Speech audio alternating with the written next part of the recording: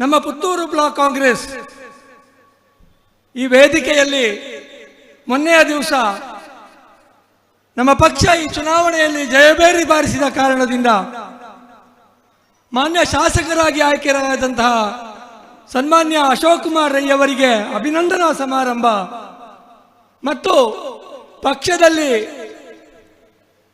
ದುಡಿದು ಪಕ್ಷವನ್ನ ಗೆಲುವಿನ ಕಡೆಗೆ ಕೊಂಡು ಹೋದಂತಹ ಎಲ್ಲ ಕಾರ್ಯಕರ್ತರಿಗೆ ಮತ್ತು ಚುನಾವಣೆಯಲ್ಲಿ ಮತವನ್ನು ನೀಡಿ ನಮ್ಮನ್ನು ಗೆಲ್ಲಿಸಿದಂತಹ ಎಲ್ಲ ಮತದಾರ ಬಂಧುಗಳಿಗೆ ಕೃತಜ್ಞತಾ ಸಮರ್ಪಣಾ ಕಾರ್ಯಕ್ರಮವನ್ನು ನಾವು ಇವತ್ತು ಹಮ್ಮಿಕೊಂಡಿದ್ದೇವೆ. ಹೀಗೆ ಯೋಚನೆ ಮಾಡಿದರೆ ಯಾರು ಯಾರಿಗೆ ಅಭಿನಂದನೆಯನ್ನು ಸಲ್ಲಿಸಬೇಕು, ಯಾರು ಯಾರಿಗೆ ಕೃತಜ್ಞತೆಯನ್ನು ಸಲ್ಲಿಸಬೇಕು ಅನ್ನುವುದೇ ಒಂದು ಸೋಜಿಕದ ವಿಚಾರವಾಗಿ ಕಾಣಿಸ್ತದೆ. ಅಶೋಕ್ ಕುಮಾರ್ ರೈ ಅವರು ಗೆದ್ದಿದ್ದಾರೆ, ಆದರೆ ಅದರ ಜೊತೆಗೆ ಪಕ್ಷ ಕೂಡ ಗೆದ್ದಿದೆ. ಅಶೋಕ್ ಕುಮಾರ್ ರೈ ಅವರ ಗೆಲುವು ಬೇರೆಯಲ್ಲ, ಪಕ್ಷದ ಗೆಲುವು ಬೇರೆಯಲ್ಲ, ಪಕ್ಷದ ಎಲ್ಲ ಕಾರ್ಯಕರ್ತರ ಗೆಲುವು ಬೇರೆಯಲ್ಲ, ಇಡೀ ಪುತ್ತೂರಿನ ಜನಸಾಮಾನ್ಯರ ಗೆಲುವು ಬೇರೆಯಲ್ಲ. ಹಾಗಿದ್ರೆ ಯಾರಿಗೆ ಅಭಿನಂದನೆಯನ್ನು ಹೇಳಬೇಕು? ಅಶೋಕ್ ಕುಮಾರ್ ರೈ ಅವರಿಗೂ ಅಭಿನಂದನೆಯನ್ನು ಹೇಳಬೇಕು, ಪಕ್ಷಕ್ಕೂ ಅಭಿನಂದನೆಯನ್ನು ಹೇಳಬೇಕು, ಗೆಲ್ಲಿಸಿದಂತಹ ಸಮಸ್ತ ಕಾರ್ಯಕರ್ತರಿಗೂ ಅಭಿನಂದನೆಯನ್ನು ಸಲ್ಲಿಸಬೇಕು. ಇಡೀ ಪುತ್ತೂರಿಗೆ ಇಷ್ಟು ದೊಡ್ಡ ಇಂತಹ ಒಬ್ಬ ಪ್ರಜ್ಞಾವಂತ ಪ್ರಗತಿಶೀಲ ಶಾಸಕರನ್ನು ಆಯ್ಕೆ ಮಾಡಿದ್ದಕ್ಕಾಗಿ ಇಡೀ ಪುತ್ತೂರಿನ ಮಹಾಜನತೆಗೆ ಅಭಿನಂದನೆಯನ್ನು ನಾನು ಹೇಳಬೇಕಾಗಿದೆ. ಬಂಧುಗಳೇ, ಕೃತಜ್ಞತೆ ಯಾರಿಗೆ ಹೇಳಿ? ಪಕ್ಷದ ಕಾರ್ಯಕರ್ತರಿಗೆ ಯಾಕೆ ಕೃತಜ್ಞತೆ ಹೇಳಬೇಕು ಅನ್ನೋದು ನನ್ನ ಜಿಜ್ಞಾಸೆ. ಪಕ್ಷ ಬೇರೆಯಲ್ಲ, ಶಾಸಕರು ಬೇರೆಯಲ್ಲ. ಪಕ್ಷ ಮತ್ತು ಶಾಸಕರು ಒಂದೇ ರಥದ ಎರಡು ಚಕ್ರಗಳಿದ್ದಂತೆ. ರಥದ ಎರಡೂ ಚಕ್ರಗಳು ನೇರವಾಗಿ ಸಮವಾಗಿ ಒಂದೇ ದಾರಿಯಲ್ಲಿ ಹೋದಾಗ ಅದು ಯಶಸ್ಸಿನ ಕಡೆಗೆ ಹೋಗ್ತದೆ. ಪಕ್ಷ ಒಂದು ಕಡೆಗೆ, ಶಾಸಕರು ಒಂದು ಕಡೆಗೆ ಹೋದರೆ ಅಲ್ಲಿ ಯಶಸ್ಸು ಸಿಗಲಿಕ್ಕೆ ಸಾಧ್ಯವೇ ಇಲ್ಲ. ಪಕ್ಷ ಮತ್ತು ಪಕ್ಷದ ಕಾರ್ಯಕರ್ತರು, ಪಕ್ಷ ಅಂದ್ರೆ ಪಕ್ಷದ ಕಾರ್ಯಕರ್ತರು, ಪಕ್ಷ ಮತ್ತು ಶಾಸಕರು ಒಂದೇ ರಥದ ಎರಡು ಗಾಲಿಗಳಿದ್ದ ಹಾಗೆ. ಹಾಗಿದ್ರೆ ಕೃತಜ್ಞತೆಯನ್ನು ಯಾರಿಗೆ ಹೇಳುವುದು?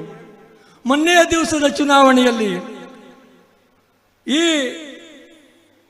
ರಥಕ್ಕೆ ಕೆಲವರು ಚಕ್ರಗಳಾದರು, ಕೆಲವರು ಕುದುರೆಗಳಾದರು, ಕೆಲವರು ಸಾರಥಿಗಳಾದರು, ಕೆಲವು ಚಕ್ರದ ಕೀಲುಗಳಾದರು. ಎಲ್ಲರೂ ಒಗ್ಗಟ್ಟಿನಿಂದ ಕೆಲಸ ಮಾಡಿ ಈ ಚುನಾವಣೆಯನ್ನು ನಾವು ಗೆದ್ದಿದ್ದಾವೆ. ಹಾಗಾಗಿ ಇದು ನಮಗೆ ನಾವೇ ಕೃತಜ್ಞತೆ ಹೇಳುವ, ಇದು ನಮಗೆ ನಾವೇ ಅಭಿನಂದನೆಯನ್ನು ಹೇಳುವ ಒಂದು ಕಾರ್ಯಕ್ರಮ. ಅಂದರೆ ಇದು ಕೇವಲ ಕೃತಜ್ಞತೆಯನ್ನು ಹೇಳುವ, ಕೇವಲ ಅಭಿನಂದನೆಯನ್ನು ಹೇಳುವ ಒಂದು ಕಾರ್ಯಕ್ರಮ ಅಲ್ಲ. ನಮ್ಮ ಇತಿಹಾಸವನ್ನು ಒಂದಷ್ಟು ನೆನಪಿಸಿಕೊಂಡು ಭವಿಷ್ಯದಲ್ಲಿ ನಾವು ಏನು ಮಾಡಬೇಕಾಗಿದೆ, ನಮ್ಮ ಕರ್ತವ್ಯಗಳೇನು, ಒಂದು ಆಡಳಿತ ಪಕ್ಷವಾಗಿ, ಒಂದು ಆಡಳಿತ ಪಕ್ಷದ ಶಾಸಕರಾಗಿ, ಒಂದು ಆಡಳಿತ ಪಕ್ಷದ ಕಾರ್ಯಕರ್ತರಾಗಿ ನಮ್ಮ ಕರ್ತವ್ಯಗಳೇನು, ಮುಂದಕ್ಕೆ ನಾವು ಏನು ಮಾಡಬೇಕಾಗಿದೆ ಅನ್ನುವುದೆಲ್ಲವನ್ನ ನೆನಪಿಸಿಕೊಳ್ಳುವಂತಹ ಒಂದು ಕಾರ್ಯಕ್ರಮ ಇದು. ನಾವು ಒಂದು ಸ್ವಲ್ಪ ಇತಿಹಾಸವನ್ನ ಗಮನಿಸಬೇಕು. ಕಳೆದ ಚುನಾವಣೆಯಲ್ಲಿ ನಾವು ಸೋತಿದ್ದೆವು. ಸೋತ ನಂತರ ಪುತ್ತೂರಿನಲ್ಲಿ ನೇತ್ರಾವತಿಯಲ್ಲಿ ಬಹಳಷ್ಟು ನೀರು ಹರಿದು ಹೋಗಿದೆ. ಅದರ ನಂತರ ಆದ ಬೆಳವಣಿಗೆಗಳು, ನಾವು ಈ ಸಂದರ್ಭದಲ್ಲಿ ಪುತ್ತೂರಿನ ಮಾಜಿ ಶಾಸಕರು ಶ್ರೀಮತಿ ಶಕುಂತಲಾ ಶೆಟ್ಟಿಯವರಿಗೆ ತಮ್ಮೆಲ್ಲರ ಪರವಾಗಿ ಅತ್ಯಂತ ಗೌರವದಿಂದ ಕೃತಜ್ಞತೆಗಳನ್ನ, ವಂದನೆಗಳನ್ನು ಸಲ್ಲಿಸಲಿಕ್ಕೆ ಇಷ್ಟಪಡ್ತೇನೆ. ಯಾಕೆ ಅಂತ ಹೇಳಿದರೆ, ಅವರು ಪುತ್ತೂರು ಬ್ಲಾಕ್ ಕಾಂಗ್ರೆಸ್ಸಿಗೆ ಅತ್ಯಂತ ಸಮರ್ಥವಾದಂತಹ, ಅತ್ಯಂತ ಕ್ರಿಯಾಶೀಲವಾದಂತಹ, ಇಡೀ ಪಕ್ಷವನ್ನ ಒಗ್ಗಟ್ಟಿನಲ್ಲಿ ಕರೆದುಕೊಂಡು ಹೋಗಬಲ್ಲಂತಹ ಎಂ ಬಿ ವಿಶ್ವನಾಥ ರೈ ಅವರನ್ನ ಅಧ್ಯಕ್ಷರನ್ನಾಗಿ ನೀಡಿದರು. ಪುತ್ತೂರಿನಲ್ಲಿ ಎಂ ಬಿ ವಿಶ್ವನಾಥ ರೈ ಅವರು ಅಧ್ಯಕ್ಷರಾದ ನಂತರ ವಿಟ್ಲ ಉಪ್ಪಿನಂಗಡಿ ಬ್ಲಾಕಿನಲ್ಲಿ ಡಾಕ್ಟರ್ ರಾಜಾರಾಮ್ ಅವರು ಅಧ್ಯಕ್ಷರಾದ ನಂತರ ಪುತ್ತೂರಿನಲ್ಲಿ ಸಂಘಟನೆಯ ಹೊಸ ಪರ್ವವೇ ಆರಂಭವಾಯಿತು. ಬೂತ್ಗಳಿಗೆ, ವಲಯಗಳಿಗೆ ಹೋಗಿ ಪಕ್ಷದ ಕಾರ್ಯಕರ್ತರನ್ನ ಪ್ರೀತಿಯಿಂದ ಮಾತನಾಡಿಸಿ ಪಕ್ಷದ ಸಂಘಟನೆಯನ್ನ ಮಾಡಿ ಒಂದು ಸದೃಢ ಪಕ್ಷವಾಗಿ ನಾವು ಈ ಚುನಾವಣೆಯನ್ನು ಎದುರಿಸಿದೆವು. ಪಕ್ಷ ಪ್ರತಿಭಟನೆಗಳನ್ನು ಸಾಕಷ್ಟು ಮಾಡಿತು, ಸಾಕಷ್ಟು ಪತ್ರಿಕಾಗೋಷ್ಠಿಯನ್ನು ಮಾಡಿತು. ಎಲ್ಲದರ ಪರಿಣಾಮವಾಗಿ ಈ ಪುತ್ತೂರಿನಲ್ಲಿ ಕಾಂಗ್ರೆಸ್ ಪಕ್ಷ ಒಂದು ಸದೃಢ ವಿರೋಧ ಪಕ್ಷವಾಗಿ ಕಳೆದ 5 ವರ್ಷ ಕೆಲಸ ಮಾಡಿತು. ಇದರೆಲ್ಲದರ ಫಲವಾಗಿ ನಾವು ಜನರ ಪ್ರೀತಿಯನ್ನು ಗಳಿಸಿಕೊಂಡೆವು, ಜನರ ಮನ್ನಣೆಯನ್ನು ಗಳಿಸಿಕೊಂಡೆವು. ಸಹಜವಾಗಿ ಅದು ನಮಗೆ ಈ ಚುನಾವಣೆಯಲ್ಲಿ ಪ್ರತಿಫಲನ ಆಯಿತು. ಚುನಾವಣೆ ಘೋಷಣೆಯಾದಾಗ ಸುಮಾರು 14 ಜನ ಆಕಾಂಕ್ಷಿಗಳು, ಎಲ್ಲರೂ ನಮ್ಮನ್ನ ಬೆಳಗಿನಿಂದ ನೋಡಿದವರೇ. 14 ಜನ ಆಕಾಂಕ್ಷಿಗಳು ಹೇಗೆ ಒಗ್ಗಟ್ಟಿನಲ್ಲಿ ಹೋಗ್ತೀರಾ, ಗಲಾಟೆ ಮಾಡ್ಕೊಳ್ತೀರಾ? ನಾನು ಕೂಡ ಪ್ರೆಸ್ಸಿಗೆ ಹೋದಾಗ ಅನೇಕ ಜನ ಮಾಧ್ಯಮದ ಮಿತ್ರರು ಇದೇ ಪ್ರಶ್ನೆಯನ್ನು ಕೇಳ್ತಾ ಇದ್ರು. ಅವರಿಗೆ ಆಗ ನಾವು ಒಂದು ಮಾತು ಹೇಳಿದ್ದೆವು, ಈ ಚುನಾವಣೆಯಲ್ಲಿ ಎಲ್ಲ ಆಕಾಂಕ್ಷಿಗಳು ಅತ್ಯಂತ ಒಗ್ಗಟ್ಟಿನಿಂದ ತಾವೆಲ್ಲರೂ ಒಂದೇ ಅನ್ನುವ ಭಾವದಿಂದ ಈ ಚುನಾವಣೆಗೆ ಕೆಲಸವನ್ನ ಮಾಡ್ತೇವೆ. ನುಡಿದಂತೆ ನಡೆದಿದ್ದಾರೆ ಎಲ್ಲ ಆಕಾಂಕ್ಷಿಗಳು. ಅದರಲ್ಲಿ ಒಬ್ಬರು ಆಕಾಂಕ್ಷಿ ಮಾತ್ರ ಕಾಂಗ್ರೆಸ್ ಬಿಟ್ಟು ಬೇರೆ ಪಕ್ಷಕ್ಕೆ ಹೋಗಿದ್ದಾರೆ. ಆದರೆ ಉಳಿದ 13 ಆಕಾಂಕ್ಷಿಗಳಲ್ಲಿ 12 ಜನ ಆಕಾಂಕ್ಷಿಗಳು ನಮ್ಮ ಅಭ್ಯರ್ಥಿಯಾದಂತಹ ಅಶೋಕ್ ಕುಮಾರ್ ರೈ ಅವರ ಪರವಾಗಿ ಹಗಲು ರಾತ್ರಿ ಕೆಲಸ ಮಾಡಿ ಅವರು ಈ ಜಯವನ್ನು ತಂದುಕೊಡುವಲ್ಲಿ ಸಂಪೂರ್ಣವಾಗಿ ಯಶಸ್ವಿಯಾಗಿದ್ದಾರೆ. ಇದಕ್ಕೆ ಕಾರಣಕರ್ತರು ನಮ್ಮ ಬ್ಲಾಕ್ ಕಾಂಗ್ರೆಸ್ಸಿನ ಅಧ್ಯಕ್ಷರಾದಂತಹ ಎಂ ಬಿ ವಿಶ್ವನಾಥ ರೈ ಅವರು. ಅವರ ನಾಯಕತ್ವದಲ್ಲಿ, ಅವರ ಸಾರಥ್ಯದಲ್ಲಿ ಇಡೀ ಪುತ್ತೂರಿನಲ್ಲಿ ಇವತ್ತು ಪಕ್ಷವನ್ನು ನಮಗೆ ಗೆಲುವಿನ ಕಡೆಗೆ ತೆಗೆದುಕೊಂಡು ಹೋಗಲಾಗಿದೆ. ಈ ಚುನಾವಣೆಯಲ್ಲಿ ನಮಗೆ 4149 ಮತಗಳ ಅಂತರದ ಗೆಲುವಾಗಿದೆ. 2 ಲಕ್ಷದ ಹತ್ತಿರ ಓಟು ಇದ್ದಂತಹ ಈ ಚುನಾವಣೆಯಲ್ಲಿ ನಾವು ಈ ಚುನಾವಣೆಯನ್ನ ಸೈದ್ಧಾಂತಿಕವಾಗಿ ಕೂಡ ಗೆದ್ದಿದ್ದೇವೆ ಅನ್ನುವುದು ನಮಗೆ ಅತ್ಯಂತ ಹೆಮ್ಮೆಯ ವಿಚಾರ. ಇಲ್ಲಿ ಭಾರತೀಯ ಜನತಾ ಪಾರ್ಟಿ 3ನೇ ಸ್ಥಾನಕ್ಕೆ ಕುಸಿದು ನಮಗೆ ಪಕ್ಷೇತರ ಅಭ್ಯರ್ಥಿ ನಮ್ಮ ಜೊತೆಗೆ ಸ್ಪರ್ಧೆಯನ್ನು ಒಡ್ಡಿದ್ರು. ನಾವು ಕಳೆದ ಅನೇಕ ವರ್ಷಗಳಿಂದ ಪುತ್ತೂರಿನಲ್ಲಿ ಪ್ರತಿಪಾದನೆ ಮಾಡ್ತಾ ಇರುವುದೇನೆಂದರೆ, ಅದು ಪುತ್ತೂರಿ ಇಡೀ ಭಾರತೀಯ ಜನತಾ ಪಕ್ಷ ಏನನ್ನು ಪ್ರತಿಪಾದನೆ ಮಾಡ್ತಾ ಇದೆಯೋ, ಯಾವ ಹಿಂದುತ್ವವನ್ನು ಪ್ರತಿಪಾದನೆ ಮಾಡ್ತಾ ಇದೆಯೋ ಅದು ನೈಜ ಹಿಂದುತ್ವ ಅಲ್ಲ, ಅದು ಡೋಂಗೆ ಹಿಂದುತ್ವ ಅನ್ನುವ ಪ್ರತಿಪಾದನೆಯನ್ನ ನಾವು ಪುತ್ತೂರು ಬ್ಲಾಕ್ ಕಾಂಗ್ರೆಸ್ಸಿನಲ್ಲಿ ಕಳೆದ ಅನೇಕ ವರ್ಷಗಳಿಂದ ಪ್ರತಿಪಾದನೆಯನ್ನು ಮಾಡ್ತಾ ಬಂದೆವು.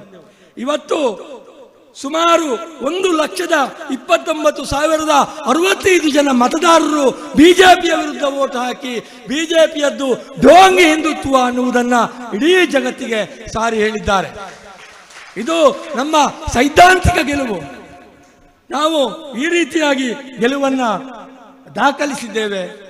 ಮುಂದಕ್ಕೆ ಸವಾಲುಗಳು ಬಹಳ ಇದೆ. ಇವತ್ತು ಇದು ಕೃತಜ್ಞತಾ ಮತ್ತು ಅಭಿನಂದನೆಯನ್ನು ಹೇಳುವಂತಹ ಸಮಾರಂಭ.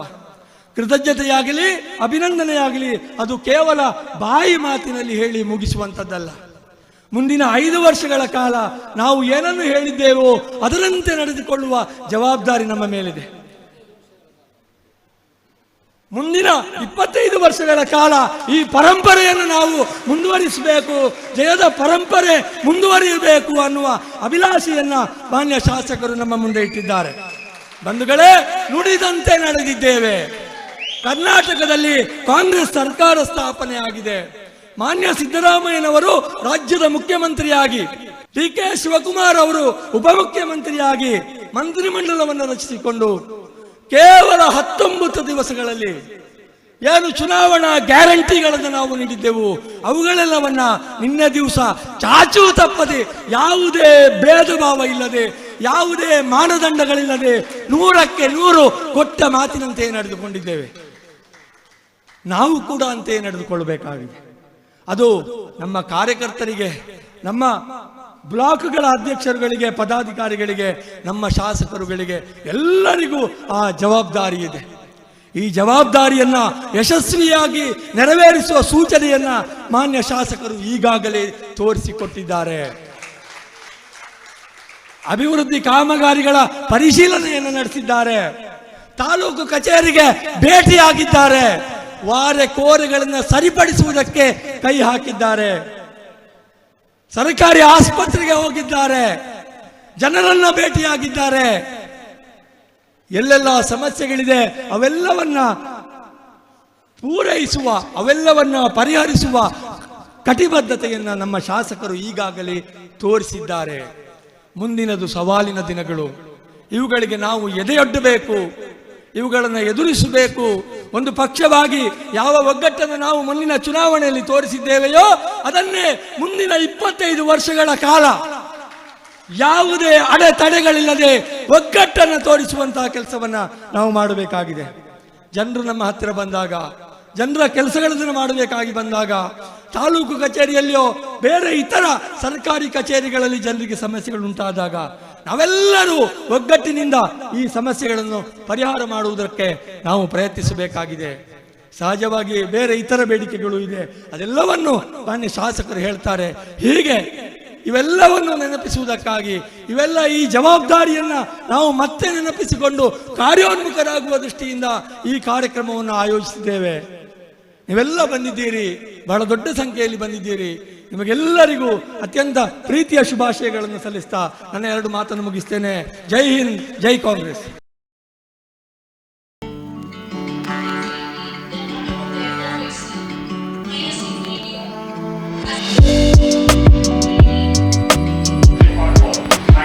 ವಿವೇಕಾನಂದ ಪದವಿ ಪೂರ್ವ ಕಾಲೇಜು ಪುತ್ತೂರು ಸಂಸ್ಕಾರಯುತ ಶಿಕ್ಷಣ ನೀಡುತ್ತಿರುವ ಪುತ್ತೂರಿನ ಏಕೈಕ ವಿದ್ಯಾಸಂಸ್ಥೆ. ನಿಗದಿತ ಕೋರ್ಸ್ಗಳ ಜೊತೆಗೆ CET, NEET, JEE, KVPY, CA foundation ಕೋರ್ಸ್ಗಳಿಗೆ ತರಬೇತಿ, ಅನುಭವಿ ಅಧ್ಯಾಪಕ ವೃಂದದಿಂದ ಬೋಧನೆ, ಸುಸಜ್ಜಿತ ವಿಶಾಲ ಪ್ರಯೋಗಾಲಯದ ಜೊತೆಗೆ ಗ್ರಂಥಾಲಯ, ವಿಶಾಲ ಮೈದಾನದ ಸೌಲಭ್ಯ, ಪ್ರತಿಭಾನ್ವಿತ ವಿದ್ಯಾರ್ಥಿಗಳಿಗೆ ವೇದಿಕೆಯಾಗಿ ರೇಡಿಯೋ ಪಾಂಚಜನ್ಯ ಮತ್ತು ವಿಕಸನ ಟಿವಿ, ಅರ್ಹ ಬಡ ವಿದ್ಯಾರ್ಥಿಗಳಿಗೆ ಉಚಿತ ಭೋಜನ ವ್ಯವಸ್ಥೆ, ವಿದ್ಯಾರ್ಥಿ ವೇತನ ಮತ್ತು ಉಚಿತ ಶಿಕ್ಷಣ, ವಿದ್ಯಾರ್ಥಿನಿಯರಿಗೆ ಕಾಲೇಜ್ ಕ್ಯಾಂಪಸ್ನಲ್ಲೇ ಪ್ರತ್ಯೇಕ ಹಾಸ್ಟೆಲ್ ವ್ಯವಸ್ಥೆ ಮತ್ತು ಕಾಲೇಜ್ ಬಸ್ನ ಸೌಕರ್ಯ.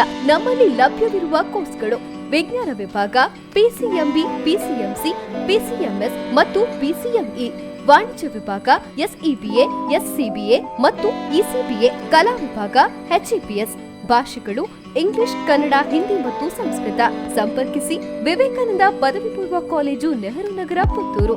ದೂರವಾಣಿ 9484599330 ಅಥವಾ 9483146330. Email ss016puc@gmail.com. Website www.vcpuc.vivekanandaedu.org.